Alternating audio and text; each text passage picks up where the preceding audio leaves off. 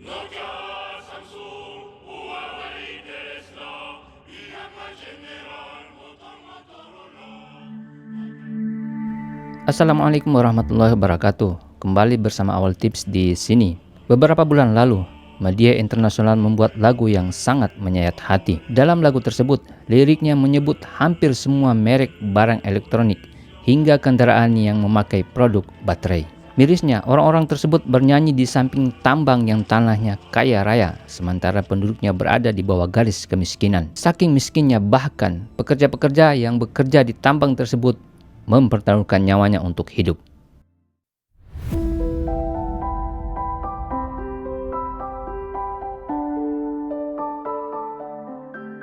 Republik Demokratis Kongo atau sebelumnya bernama Zaire adalah sebuah negara yang berada di wilayah Afrika Tengah. Negara ini berbatasan dengan Republik Afrika Tengah dan Sudan Selatan di utara, Uganda, Rwanda, Burundi, dan Tanzania di timur, Zambia dan Angola di selatan, dan Republik Kongo di barat. Bahasa resmi dari negara ini adalah bahasa Prancis, di samping bahasa lokal Kongo lainnya. Berdasarkan wilayah, negara ini menjadi negara terbesar kedua di Afrika dan ke-11 di dunia. Dengan jumlah populasi penduduk mencapai 108 juta, Kongo menjadi negara berpenduduk resmi yang berbahasa Prancis terpadat di dunia. Pada abad ke-11, Raja Leopold II mengambil alih hak atas tanah Kongo dan menyatakan bahwa wilayah itu adalah milik pribadinya. Selama 75 tahun, penduduknya dipaksa bekerja di perkebunan karet sebagai budak kolonial Belgia. Lebih dari 2 juta orang meninggal.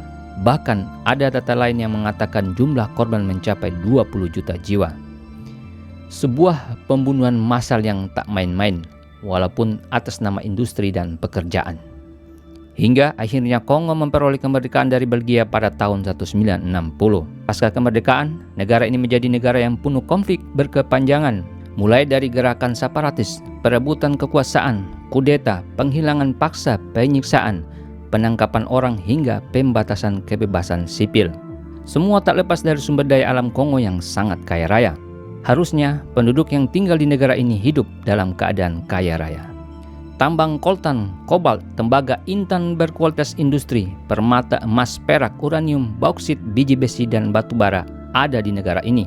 Bahkan diperkirakan negara ini memiliki 70% koltan, sepertiga kobalt, lebih dari 30% intan, dan 10% tembaga dari total sumber daya alam dunia.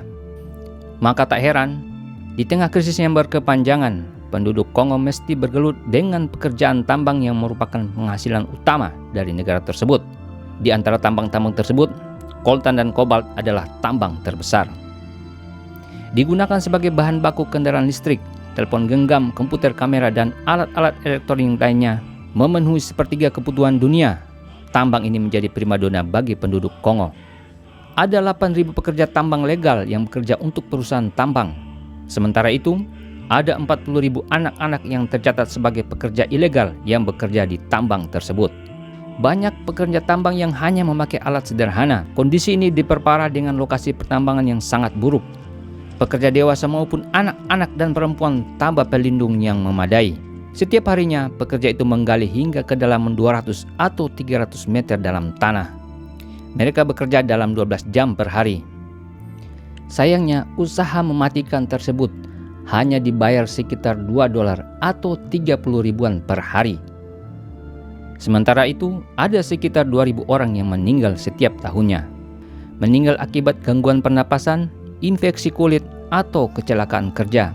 Tak hanya itu, penambangan bertahun-tahun juga berdampak pada lingkungan. Limbah yang tak diolah menghasilkan zat beracun yang mencemari area sekitarnya hingga memperburuk masalah kesehatan penduduk. Sebuah ironi yang terjadi di belahan dunia yang berbeda. Euforia di negara-negara maju yang menuju nol emisi atau bebas dari pencemaran udara. Sementara di tanah Kongo menjadi kiamat kecil bagi para penduduknya.